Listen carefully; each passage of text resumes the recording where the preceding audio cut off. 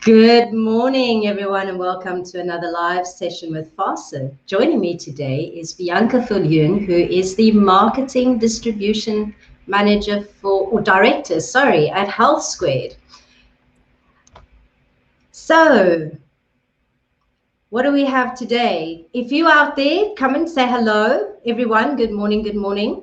Let us know how you're doing today. Today, we're going to be chatting about medical aid schemes. So if you have any questions, please pop them in the comment box below. If you think this could be helpful to anyone, please forward it on and share and give us a like. So let us know you're out there, say hello, and let's get started. Good morning, Bianca. How are you today? Morning, Romany. Well, thanks. How are you?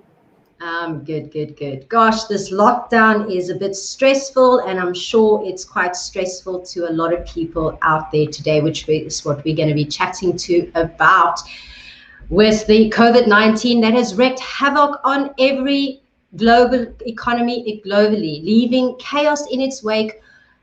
Would be vastly understating the reality. In South Africa, the fallout of this crisis has hit small and medium-sized businesses and those reliant on them for an income particularly hard.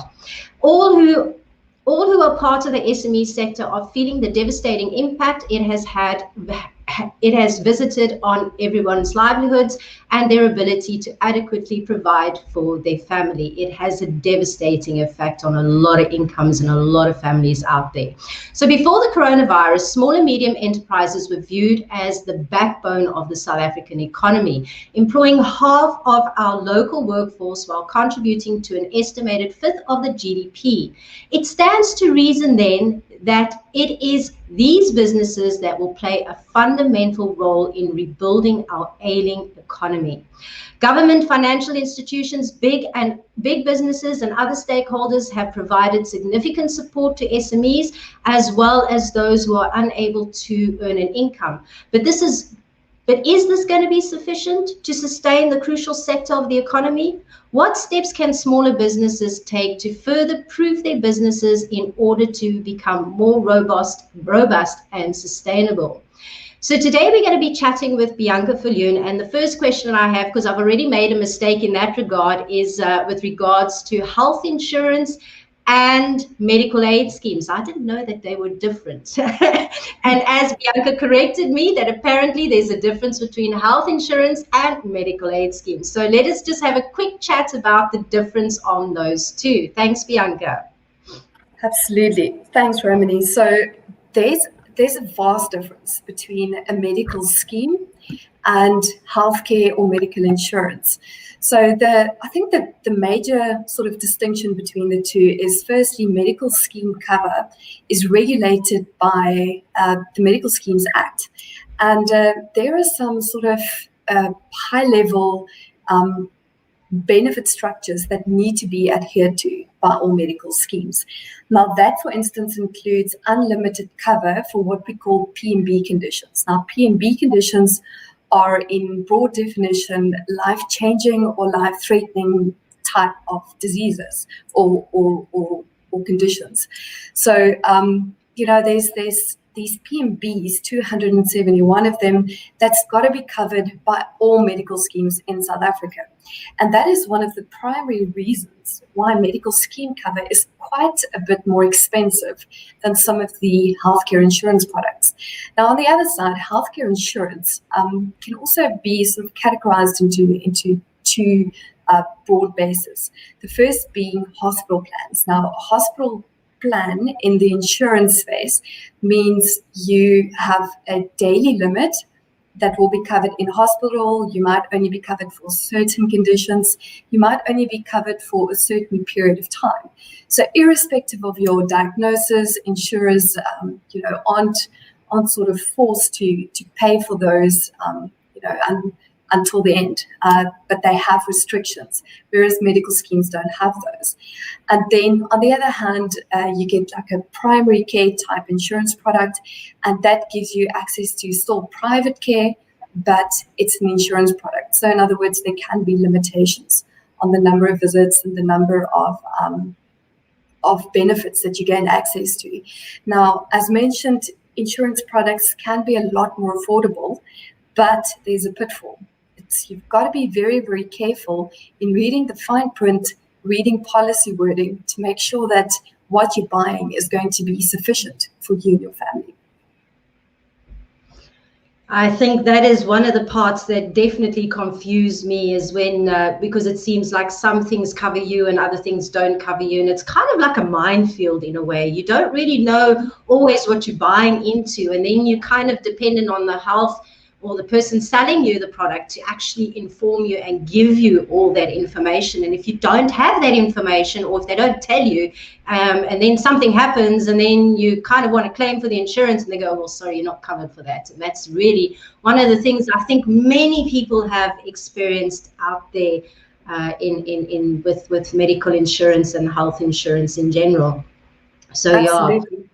So the most important thing is, and all members should take a concerted effort in reading their benefits, looking up and saying, is this what I bought? So, a financial advisor will assist you, in making the call and making the decision. But the onus at the end of the day is always on the member. You as the client of the insurance company or as the member of the medical scheme, it's all going to come back to you. So it's very, very important that you make that concerted effort in reading your policy wording, and familiarizing yourself with the content. Otherwise, you're going to be out of pocket at some point, if you're not fully aware of what you're covered for. That's very good advice. I will agree with you on that. Although I must say, half the time I don't understand what they're saying. It's quite a lot of information, and it's just like by halfway through, you're like, your head's fried. Well, that's for me at least. So how has that been for you out there? Let us know. Good morning. Good morning. Thank you, Eve, for letting us know you're out there. And hopefully everyone can hear us nice and clearly. So Bianca, for many years, for many of us, COVID-19 and the whole lockdown experience, even though now less restrictive, has been quite stressful. I think it's fair to say that employees alike are enduring an incredible difficult time with various stresses arising from this crisis. Issues like financial worries, personal or legal issues, coupled with heightened concern over their health, all coming to the fore. As an organization, what assistance are you able to offer to alleviate these burdens? Well, Romany, yes. I think we're all quite well aware of the negative impact COVID has had on the business community as a whole. And Health Squared Medical Scheme has tried as far as possible to assist our members in various ways. So as the pandemic struck, I think it was during March this year, we were very proud to be one of the first medical schemes to ensure that our at-risk members received full cover for COVID-19. Now, at the time, not all medical schemes were covering COVID testing in full. In other words, if it came back negative, some schemes didn't pay for those tests. But we took a decision right from the beginning to cover both the testing and treatment, whether that test came back positive or negative. And should the members then contract the virus, they at least have the peace of mind that the test will be covered and they won't be out of pocket for that. And also, inevitably, they'll be covered in full in hospital, no questions asked. But, aside from getting access to benefits, which is incredibly important, and again, it's one of those things that you need to check with your medical scheme or with your medical insurance cover. You've got to see what type of benefits they offer, especially for COVID. Now, apart from being very, very focused on your medical cover in the current market environment, we find that the psychological impact the lockdown and COVID has had on our members has had an incredible effect on well-being. Now, that well-being stretches across mental as well as psychological aspects. There are three elements that we find our members are struggling with the most. Firstly, being exposed to a potential life-threatening virus whenever you leave the house. It has an immediate impact on your ability to function as you did pre-lockdown. So 24/7, we're all exposed, no matter how old you are, no matter what conditions you have, we're all exposed to this potential life-threatening situation. So that is the first impact that we've seen really is affecting our members. The second one is the depression, the anxiety, and everything that goes along with that of being kind of, stuck at home all the time. Now, I mean, it seems like children are now again back at home, sitting with parents, trying to do schoolwork, trying to work. There's a massive psychological impact that we find are affecting our members. And very often, you don't have a sort of a resource that you're able to access to speak to someone about this. If you speak to maybe a spouse or a family member, it just sounds like you're moaning. And people tend to think, but look, we're all in this. Why are you moaning about this?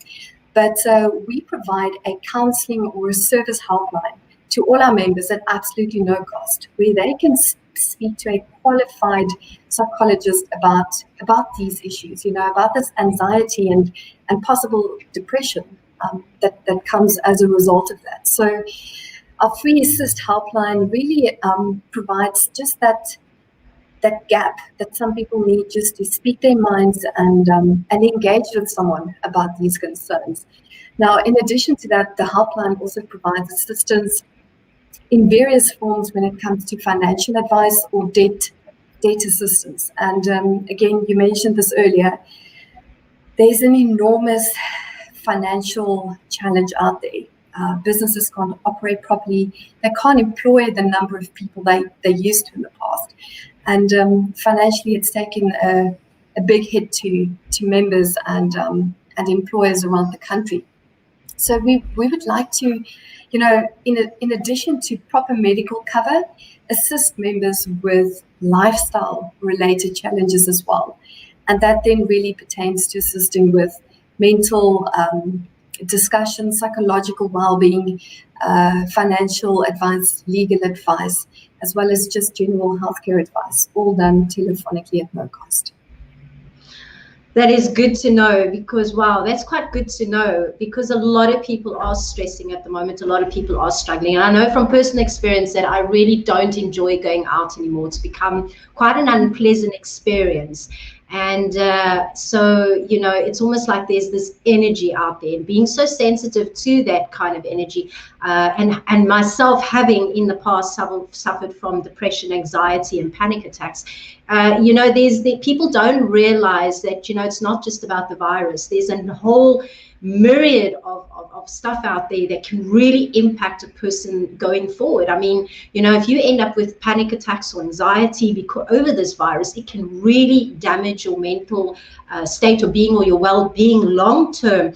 And it also impacts your livelihoods, your ability to work, your ability to function as you would normally in a normal society. So yeah, that is great to know that there is actually someone that you can tap into. And I'm going to advise you that even if you're not a member of Health Squared, that you connect with a friend or connect with a family member, someone who is willing to just listen to your heart, because we know that we're all in it, and we know that everybody deals with things in a different way. And that's what I've experienced in life. And just to maybe be a bit patient when someone is saying, I can't take this anymore. I really have had enough. I don't want to do this anymore, because like I said, everybody deals with things differently. So Bianca, an understandable side effect of the COVID outbreak has been the public's increased focus on health and the importance of access to quality healthcare. Health and wellness employees' benefits are perhaps becoming more of a priority. However, most small businesses are cutting costs wherever possible at the moment. What is the rationale behind investing in employees in this way? So, Romany, I think it's especially true now that now more than ever that employers are able to offer their employees some sort of health cover, if nothing else. There's a lot of organizations out there, smaller businesses, bigger businesses that did provide benefits in the past pertaining specifically to healthcare benefits, and it's now simply become a case of it's unaffordable. So we really do urge businesses to take a critical look at at their medical cover that they do offer to the employees at this stage. And more important than that, apart from considering to completely cancel cover, just because it's become so expensive, rather look at more affordable alternatives out there. So we've done extensive analysis on the impact of medical scheme cover or any healthcare cover in the private space versus productivity in the workplace and, general well-being. So the whole COVID-19 pandemic has highlighted the importance that employers remain cognizant of the well-being of all the employees, because it's a very simple calculation. An employee who's healthy and who's being well looked after is more productive. We have various models that we work with with actuaries, and we do these calculations for our clients on a regular basis. Now, the moment you start investing in the well-being of your staff, they immediately have better access to healthcare. Firstly, in a private setting, so they don't have to be dependent on going to a government facility and having to sit there and try and wait for an appointment, which could take up to days. So we would really urge employers to look at any sense, any level of healthcare, whether it's medical scheme like Health Squared medical scheme or primary healthcare insurance, that at least your employees can go to a doctor when they're ill, they can get better, and they can come back to work. If they don't have that facility or that access to healthcare, the impact, really the knock-on impact it has is long-term, and investing in your employees' well-being, investing in some sort of healthcare cover for them, even if it's partly subsidized, is really investing back into your business. It makes a very big difference to see that how it affects the bottom line. The bottom line of the business is directly impacted by the company's most valuable resource, which is the people working there. So again, it might be an investment or capital outlay immediately, but it does really have long-term benefits that can be quantitatively measured at the end of the day to see what impact has this had on my business in the long term. You just sparked a thought process there, because one thing I've noticed is that we have a drive, especially in South Africa, where it's almost like we work ourselves really hard. We very often abuse our bodies in that process. We don't take care of ourselves, and so we more often go to work sick for the sake of keeping our job or keeping our employers happy. And I think there needs to become a mind shift, like a change in that mind shift, because yes, you do get more productivity out of someone who is healthy versus someone who's coming into work sick, and then also possibly infecting other people at the same time out of that situation. So there's a lot of fear attached to our mindset in order of, we better be at work, otherwise we might lose our jobs sort of scenario. Definitely. And an interesting aspect we've also seen quite regularly is it's a term called presenteeism.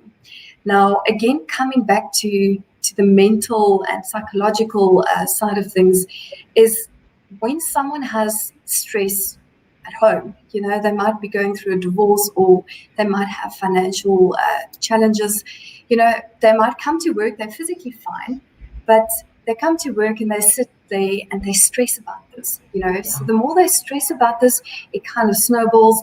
And again, they don't know who to speak to. They don't want to actually go to the employer and say, listen, I have this massive financial burden that's sitting on my shoulders, and I can't think of anything else. It's kind of stressing me up. I can't work, I can't eat, I can't sleep. And again, an employee is, who's being well looked after, is not only able to access a GP when he has the flu or go for a COVID test, but he's someone who has access to assistance that goes further, beyond the physical, but the mental has a real impact on employees' abilities to work. So, we really at Health Squared trying to go that extra mile and give employees these benefits to ensure that whatever investment employers are making in their employees really do pay off at the end of the day, and that presenteeism aspect, being at work but not being productive, is directly spoken to in that manner. I can relate to that. I know when I used to work full-time for other people, and when I call them life events, life happens. You can't avoid it. You're going to have difficult relationships. You're going to have fallouts. You're going to have financial stresses. You're going to have all sorts of stuff. You could be stressing about your children, and being able to work in a company where you can openly engage. And I think that's been one of the biggest benefits working for myself and connecting with other business owners. We used to fear talking openly with each other about certain things. We've always got to pretend that everything's good, you must show up and show and have the presentation. Do your work. Yeah, and what's been really wonderful working for myself is that, we've started, and because I'm so transparent, that we've had this engagement amongst business owners where we actually do talk about stuff that's going on. And we will just say, you know what, I'm sorry, I'm going through a difficult time right now. I just can't speak. I can't function. We say, then you know how to prepare your business and how to do things going forward. So having your staff, having that open dialogue with you, saying, you know what, I'm going through a difficult time, actually positions you as the business owner to be able to facilitate that and help and support in whichever way you can. And you can make other arrangements, because often I think what happens is people just say, well, I'm sorry, I can't come to work. And then it's almost like leaving you in a difficult position as an employer. And I think maybe that's something we could all learn from. And I'm really grateful that you're sharing that today, because I think, there's a mindset shift that needs to take place on both from the employer's perspective as well as an employee's perspective. Definitely. I just want to say thank you, Eve. Eve says that she, the fine print is a nightmare. Most people on the street don't read or understand it. It should be simplified. What about print for dummies? I need that. Easy to understand language. Go there, do that. I agree with that one wholeheartedly. And good morning, Dirk. Good to see you again with us, joining us again today. So my next question to you, Bianca, is efficiency is of paramount importance to small businesses, and as such as they may not have a dedicated staff member dealing with the administration of employee benefits of full staff at varied levels. Is there a tendency by small businesses to simply avoid it altogether? Well, definitely. If you think about a business owner and the magnitude of challenges they face on a day-to-day basis, the administration of employee benefits is just sort of added to that massive heap of responsibilities and stresses. So what we do find is that because we're a slightly smaller scheme, and with the agility products added to that, we really try to make it a lot more personalized. And our approach with our clients also involves a lot of our executive involvement. So we invest in those relationships with our partners. I mean, FASA is just, it's business, and the businesses that you represent is typically those that don't have enormous HR departments who can take on that responsibility. So we have a multitude of these smaller businesses on the medical scheme that we've had for many, many years. And it's all about building that personal relationship. We actually have a dedicated team who takes on that administration burden on behalf of our clients. And just to give you an example, when you join a medical scheme or medical insurance, there's usually a lot of forms to complete and application forms, and it's a whole lot of things that need to be done. And we do that all electronically. We're able to assist employers in that sense in making the whole underwriting and the application and inception process a lot easier and more streamlined. So this allows the business to get on what they do best, and leaving us to do what we do best, offering quality employee benefits and making it as easy as possible in the process. Can I ask you, is there an additional cost to that, or does it fall in the whole? Okay. No, it's about part of who we are. It's our core. It's really in our DNA, and it's something we've always strived towards. You know, everyone does things differently, and we like to think that's where we stand out from everyone else. That's good to know. That's good to know. Just remind you, if you've got any questions, please ask away. You've got Bianca right now who can answer any of your medical aid scheme questions, and you know that's very difficult to understand. So there we go. And my last question to you for today is, we'd like to thank you for your time, and any last thoughts you'd like to share with the audience? Romany, thank you. We just want to say thanks for the opportunity to engage with your members. And we'd like to remind all business owners, as the old saying goes, tough times don't last, but tough people do. The storm will pass, and every single South African needs to do whatever is necessary to get our economy moving, whether it's supporting local businesses or ensuring that we lend a helping hand to employees. We really are in this together, and we appreciate your time, and and we greatly value the relationship we've built up with FASA, and we look forward to working with your members going forward. Thank you for that, and thank you for such great advice and really opening up a topic that is on people's minds today. You know, we are stressed out. It is different out there. We've had to make a lot of adjustments.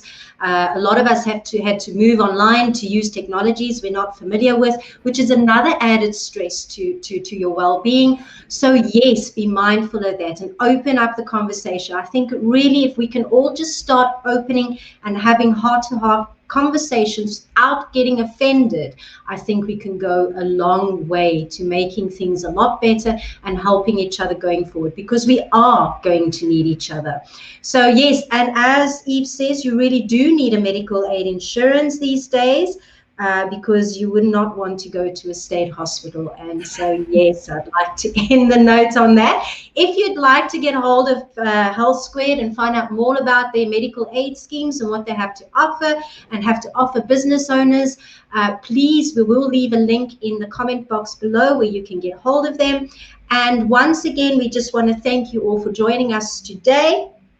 And to come into conclusion, whilst it is undeniable that the COVID-19 pandemic is putting South African SMEs under enormous pressure, this resilient and highly innovative local business community is putting up a spirited fight for its survival. The future sustainability of SMEs requires all of us to really get behind them and continuing to buy from and support local businesses wherever possible. And that is so true. We do need to do that. We need to. And there's a lot of good people out there.